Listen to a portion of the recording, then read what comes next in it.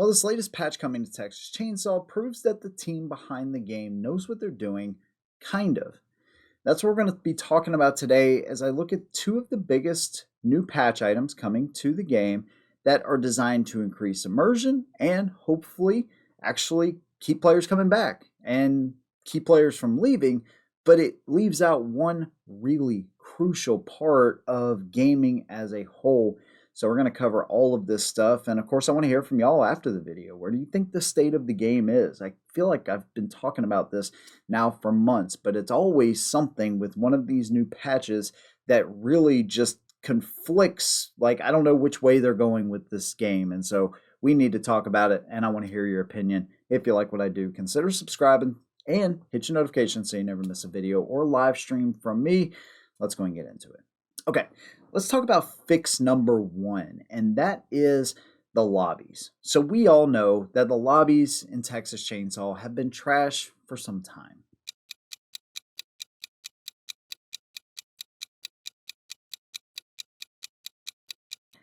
It's become kind of a running joke. Texas Chainsaw is more like a lobby simulator, right?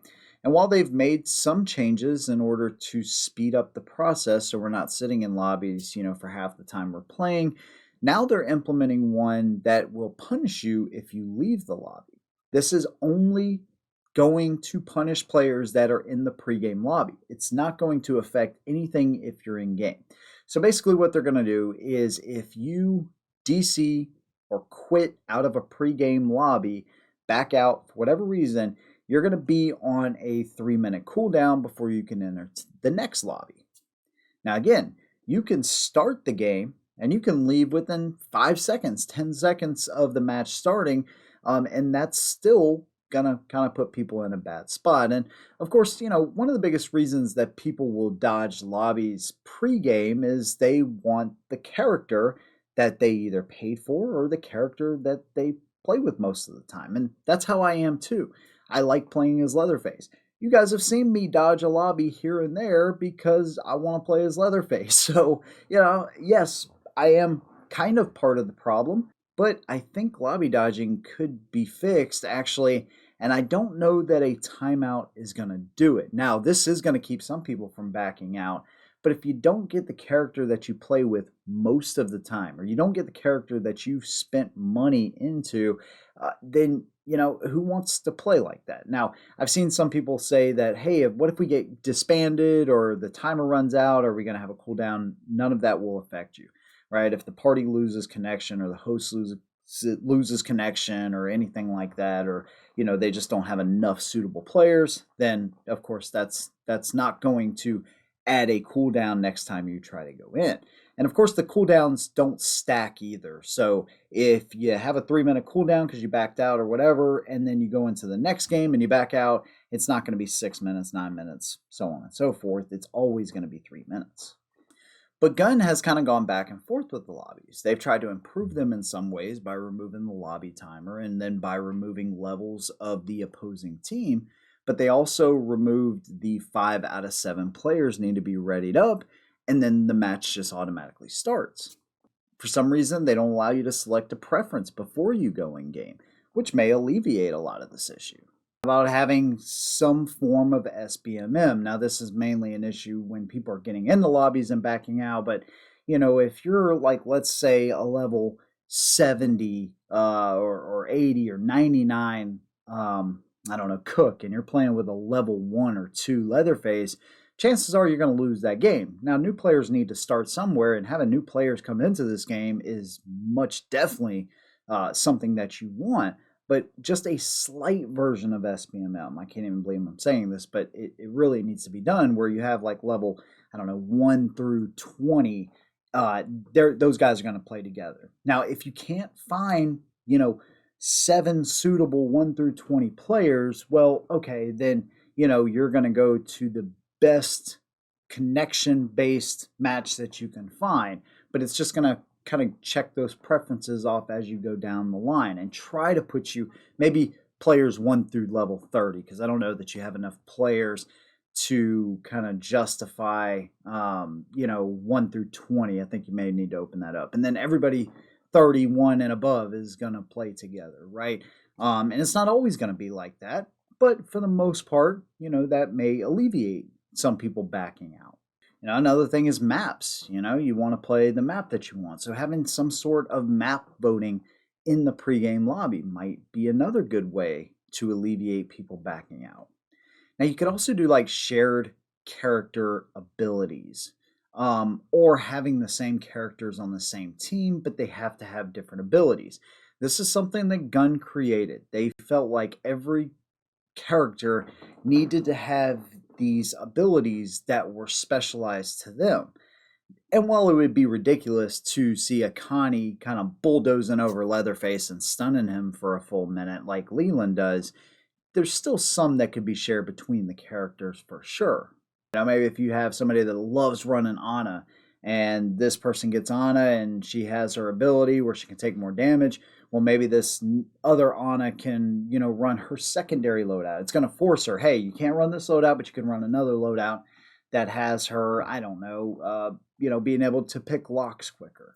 Maybe you have a Danny and everybody likes to play as Danny. And then you have one Danny that's tampering and the other Danny is, I don't know, picking locks or whatever, so it's going to keep everybody on their toes. You're not really going to know what those, those abilities are going to be now. There's going to be differentiating ones. And of course, it's going to be a little bit harder on the family side to do this, but we need more family players to get in there and play. And, you don't want people waiting in lobbies when you're already scrounging for players as it is. I'm not sure how they backfill these lobbies either, but that's another thing that you can do. If you have somebody leave after a match starts, you could always pick up another player and have them replace the person that left. But one of the biggest ways you can eliminate all this, in my opinion, of course, is having one of the things that Texas Chainsaw is missing the most. And that is a reason to log on every single day. An in-game currency. Now, granted, you're going to have a lot of items, right, that can either be bought or earned through the in-game currency. But if you stay in a lobby, you're like, okay, or let's just use me as an example. All right, I'm playing as Cook, but I know if I stay in this lobby, I'm going to get 500 extra in-game currency as long as I don't leave until the match ends. Fine. Okay, 500 currency, maybe that's a big deal, depending upon how they kind of set it up. But giving people a reason to continue to level up and continue to play the game, and in-game currency just seems like a really easy way to do that. You have to finish the match or you're going to lose in-game currency maybe.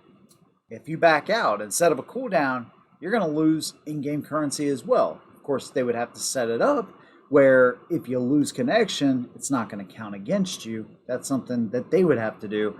But I just think that would be a better solution than adding a bunch of 3-minute cooldowns to the people that are playing your game. You want to keep these people because the numbers have been pretty abysmal as far as how many players have left. Of course, we can only look at Steam numbers, but that at least gives us some sort of idea as the state of the game and the players that are in it.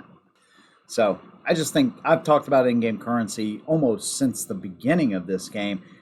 Really odd that they haven't thrown it in there. It's really odd that they're kind of just now addressing this whole lobby thing with cooldowns. And I know some people love the idea, and I don't necessarily hate it, but I just don't know that it's going to have the effect they want.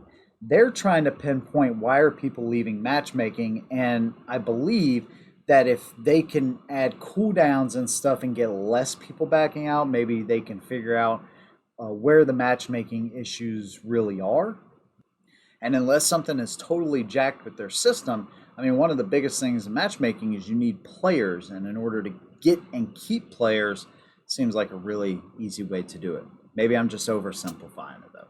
Now, the other thing that they are introducing into the game, it's kind of like a soft launch, if you will, is weather effects. Like not just nightfall, but actual weather. So we're going to be able to see this storm off in the distance. They're running it first on Nancy's house.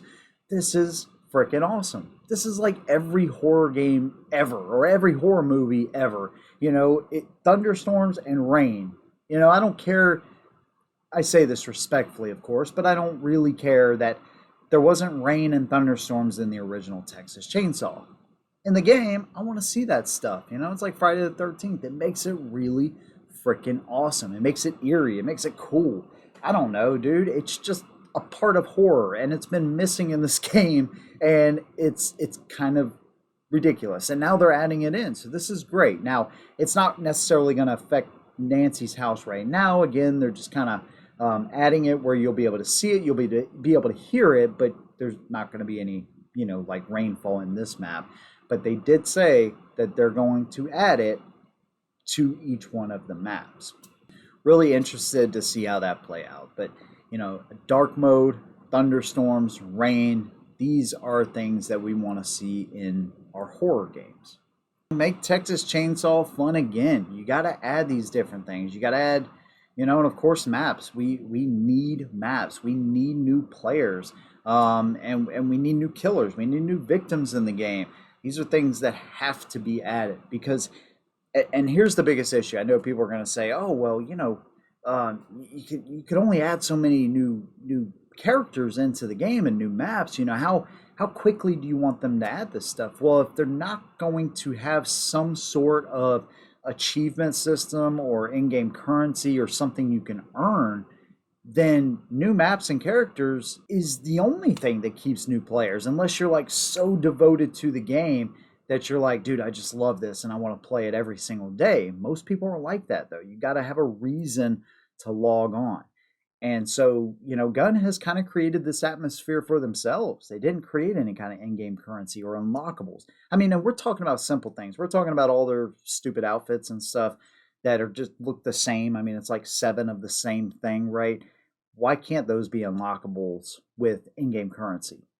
Maybe you leave the option to buy it, and maybe you even have a store set up where you can buy whatever in-game currency or whatever they call it, but you have the ability to earn it as well.